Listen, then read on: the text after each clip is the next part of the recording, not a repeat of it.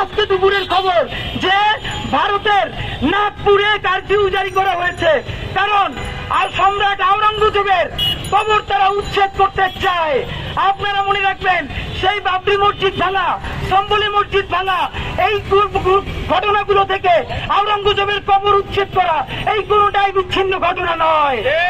এই উচ্ছেদ করতে করতে তারা একদিন বাংলাদেশের সীমান্ত উচ্ছেদ করতে চায়, তারা শ্রীলঙ্কার সীমান্ত উচ্ছেদ করতে চায়, তারা নেপালের সীমান্ত উচ্ছেদ করতে চায়, তারা পাকিস্তানের সীমান্ত উচ্ছেদ করতে চায়, আশেপাশের সকল প্রতিবেশীদের সীমান্ত উচ্ছেদ করে তারা এখানে দক্ষিণ এশিয়ায় একটা রাম রাজত্ব প্রতিষ্ঠা করতে চায়।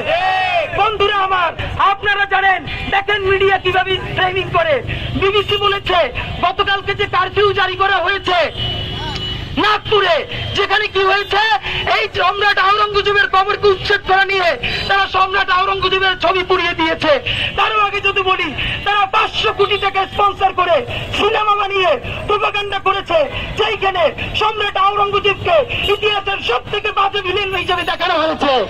এখন তার ছবি পুরানো হয়েছে, এখন তার কবর উচ্ছেদ করার কথা বলা হয়। বলতে বলতে সারা ভারত, যেই ভারত করেছে, সারা দিল্লির মুসলমানেরা করেছে, তারা সারা ভারতকে সাজিয়েছে। এই মুসলমানেরা তাদের প্রত্যেকটা আইডেন্টিটি তারা মুছে দিয়ে এইখানে একটা রাম রাজত্ব প্রতিষ্ঠা করতে চায়। দেখেন, বিবিসি বলেছে 6 জন বেসামরিক এবং 3 জন সামরিক অথবা পুলিশ এইভাবে নিহত হয়েছে। আমরা আপনাদেরকে দেখেন কিভাবে ঘটনার সিগনিফিকেন্স কমিয়ে দেওয়া হয়, বলা হয় বেসামরিক নাগরিক।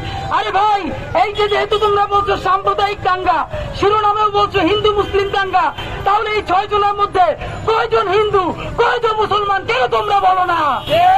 কারণ আমরা দেখি এইভাবে যখন দাঙ্গা লাগে 100 জনের মধ্যে 90 জন মারা যায় মুসলমান, 10 জন মারা যায় হিন্দু। এই 90 জন মুসলমানের নাম তাদের বলতে লজ্জা বিধায় তারা বলে 100 জন বেসামরিক নাগরিক মারা গেছে।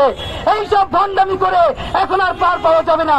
বন্ধুরা আমার, ভারতে 5 বছর বয়সী মুসলিম মেয়েকে বাড়ির উঠানে বলি দিল হিন্দু দম্পতি। ডয়েচে ভেলে নিউজ থেকে বলছি, প্রথম আলো নিউজ করেছিল ছত্তিশগড়ে খ্রিস্টানদের উপরে হামলা, জোর করে ধর্মান্তর। অথচ বাংলাদেশে কি নিউজ করা হয় যে বাংলাদেশে পার্বত্য চট্টগ্রামে অথবা বাংলাদেশে হিন্দুদেরকে নাকি জোর করে ধর্মান্তর করা হয়। অথচ প্রথম আলো পর্যন্ত রিপোর্ট করেছে ছত্তিশগড়ে খ্রিস্টানদের উপরে হামলা, জোর করে ধর্মান্তর। ভাইরা আমার, আপনারা জানেন, শুধু মুসলমান হওয়ার কারণে বিবিসি রিপোর্ট করেছে পানি থেকে বঞ্চিত করা হয়েছে। মণিপুরী নারীদের নগ্ন করে ঘোরানোর ভিডিও ভাইরাল করেছে এবং উত্তাল হয়েছিল ভারত। সারা ভারতে তার প্রতিবাদ হয়েছে, কিন্তু তাদের সুষ্ঠু বিচার হয় নাই। নিউ ইয়র্ক টাইমস আপনারা জানেন, আপনারা হিউম্যান রাইটস ওয়াচ 2019 সালে তারা বলেছে 2015 সালের মে থেকে 2018 সালের ডিসেম্বর পর্যন্ত 44 জনকে হত্যা করা হয়েছে শুধু গরু খাওয়ার অপরাধে। আবারও আপনাদেরকে মনে করিয়ে দেয়, 2019 সালে হিউম্যান রাইটস ওয়াচ বলেছে 2015 সালের মে মাস থেকে 2018 সালের ডিসেম্বর পর্যন্ত 44 জন মানুষকে হত্যা করা হয়েছে শুধু গরু খাওয়ার অপরাধে। আপনারা জানেন ইসলামে শুকুর খাওয়া হারাম, অথচ বাংলাদেশে অনেক ক্ষুদ্র নিগোষ্ঠীর মানুষ শুধু শুকুর খায় না, তাদের শুকুরের ফার্মও আছে, যাদেরকে আমরা কোট আনকোট উগ্রবাদী, মৌলবাদী এরকম বলে ট্যাগ দেন। তারাও কোনোদিন কোন শুকুর খাওয়ার অপরাধে কাউকে হত্যা করা তো দূরের কথা, কাউকে আঘাত করেছে এর নজির কি বাংলাদেশে আছে? সুতরাং আমরা আপনাদেরকে জানাতে চাই, এইরকম আপনাদেরকে ঘন্টার পর ঘন্টা আমরা বলতে পারবো। সব থেকে গুরুত্বপূর্ণ একটা খবর দেখেন, এটা বিবিসি, আল জাজিরা, CNN সবাই রিপোর্ট করেছে।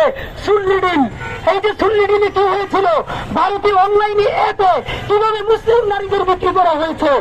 আপনারা বলেন, গত 50 বছরে বাংলাদেশ বা তার প্রতিবেশী দেশের কোন দেশে হিন্দু নারীদেরকে